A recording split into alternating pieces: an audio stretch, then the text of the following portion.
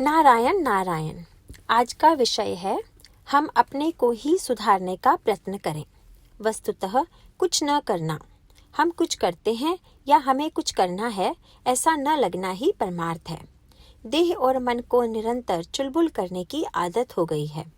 देह को शांति से बैठने के लिए कहना कठिन है, किंतु उससे भी अधिक कठिन है मन को स्थिर रखना। और देह से कोई कर्म करते हुए मन को शांत और स्थिर रखना सबसे अधिक मुश्किल है।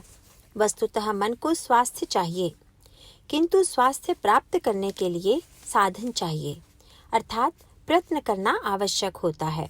मन अस्वस्थ 3 कारणों से होता है। 1. अपनी इच्छा के विरुद्ध कोई बात घटना। 2. अपने पूर्व कर्म जो भले बुरे होते हैं उनका स्मरण होना। और 3. कल की चिंता करना। अब यदि हर कोई चाहेगा कि सब कुछ अपनी इच्छा के अनुकूल हो, तो सब तुम्हारी इच्छा के अनुसार कैसे होगा? तुम्हारी इच्छा के विरुद्ध कुछ बातें होंगी ही। अतः स्वास्थ्य न बिगड़े, इसीलिए अपनी इच्छा को ही मिटाएं। फलानी बात मुझे मिले, यह बुद्धि ही न रखें। लालच छोड़ दें, लोगों से अपेक्षा छोड़ दें। जो कुछ होता है वह प्रभु राम की इच्छा से हुआ, ऐसा कहें। हर बात प्रभु राम ने की, ऐसा कहने का अर्थ है भगवान के अनुसंधान में नित्य रहना। हमारा अहंकार सचमुच कितना गहरा पहुंचा होता है, जरा सोचो। सामने दिखाई देने वाली बातों की तरफ से साफ आंखें मूंद कर हम अपने दोषों का खप्पर बिना दिक्कत किसी दूसरे पर फोड़ने के लिए तैयार होते हैं। ऐसा हम कहते हैं कि फलाने की संगति से हमारा लड़का बिगड़ गया। वास्तव में हम ऐसा क्यों कहते हैं? इसलिए कि हमारा लड़का ही खराब है।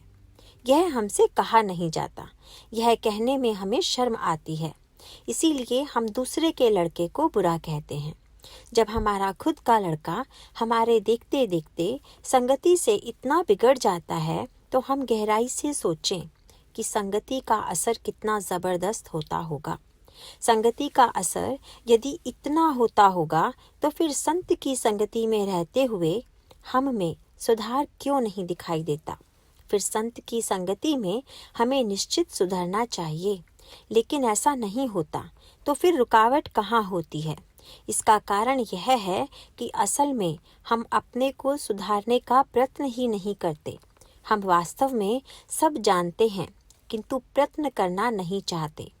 वासना के जाल से बाहर निकलने का प्रयत्न ही नहीं करते। अतः हम वासनाओं में ही जन्म लेते हैं और वासनाओं में ही हमारा अंत होता है। अब इसके लिए एक ही निश्चित उपाय है, और वह है भगवान को अनन्य भाव से शरण जाना। प्रभु राम, तुम्हारे बिना मेरी वासनाओं के जाल से मुक्तता नहीं। तुम रखोगे, उसी में मैं प्रसन्नता से रहूँगा। तुमसे मेरा प्रेम हो, ऐसी लगन और तड़पन से हम प्रभु से कहें और निरंतर उसी का नाम हृदय में रखें, तब वह उदार प्रभु तुम पर अवश्य कृपा करेंगे। विश्वास रखो। नारायण नारायण।